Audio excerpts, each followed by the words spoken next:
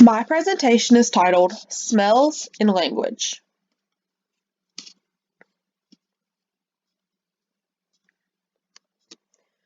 Did you know that most languages used today do not have words to describe smells? When I first learned this, I didn't understand really, so I disagreed. I started thinking, oh, we have that smells good, or things like that smells like orange.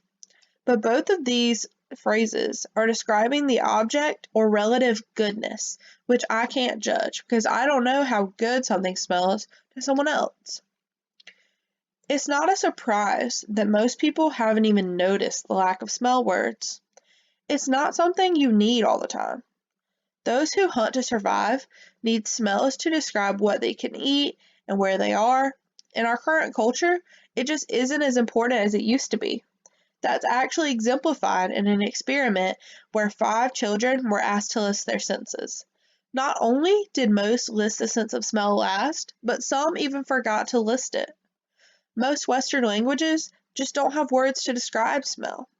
But there are 2 people groups who have about 12 to 15 words dedicated just to smell. The first people group is the Maniq people of Thailand. They depend on smell in everyday life, and they actually use it to sort their food. They separate everything into 2 categories, pleasant and dangerous. This doesn't only apply to food, but to animals and situations as well. It is believed that the reason they still use certain phrases for smell is because of their culture. The Maniq have a nomadic culture, unlike the West. This quote says, "It thus has a structure that is quite similar to the lexicon for expressions of feelings, in which a distinction is also made between pleasant and unpleasant and exciting or calming. This correlation probably expresses the close connection between smells and feelings." What I took away from this is that the way the Maniq describes smell is similar to the way we describe and understand feelings. This isn't surprising at all, because smells and feelings are actually understood in the same area of the brain. The second people group is the Jahai people of Malaysia. This group, like the Maniq, uses smell to survive in their everyday life. They also hunt to survive and live off the land. Some of their most used smell words are chinggis and paus. Chinggis means to smell edible or tasty. They would think of foods like coffee, chocolate, coconut, or onion. To us, these foods probably don't smell alike in any way, but the Jahai can pick up on a distinct quality. Us Westerners haven't used this in so long that we can't even recognize the similarities anymore. Paus mostly means bloody, but literally translated, it means that it attracts tigers. It would be used to describe bloody wounds, old rotten housing, or even old food. This quote says, "These terms are really very salient to them. They turn up all the time. Young children know them, they're basic vocabulary. They're not used for taste or general ideas of edibility. They're really dedicated to smell." This explains that though we may think it's odd to have smell words and we might think they're useless, other cultures around the world use them daily. They learn smell words in young school, just like we learn days of the week.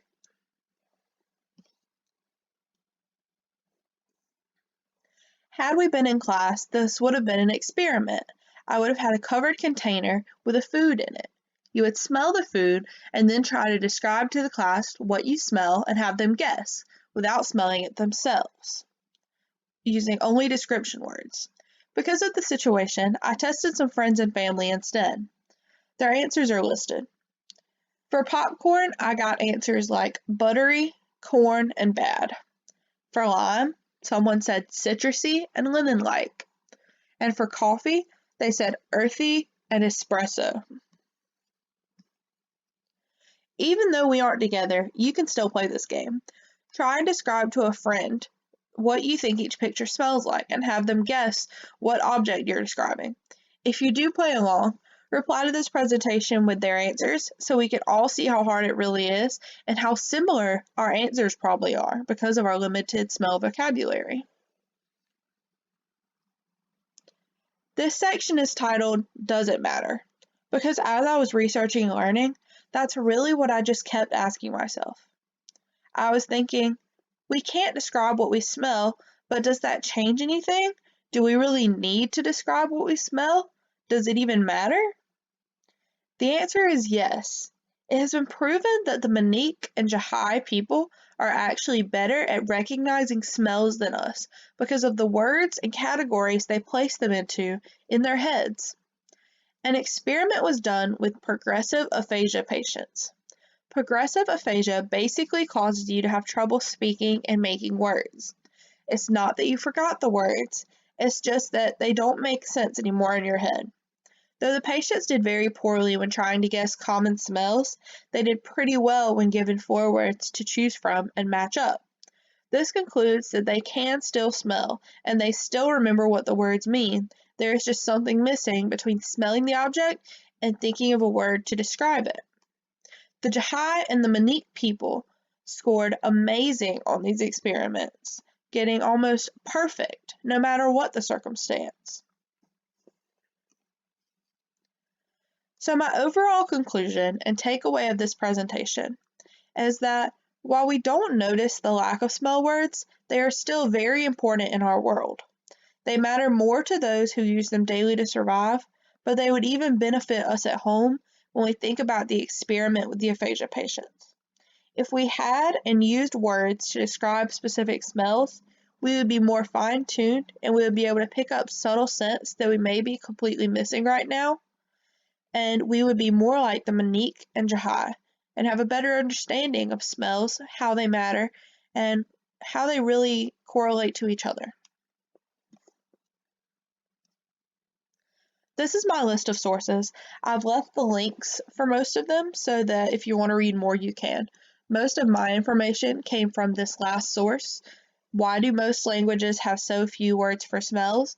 I thought that one's really interesting, so if you want to read more, that'd be a great place to start. Thank you.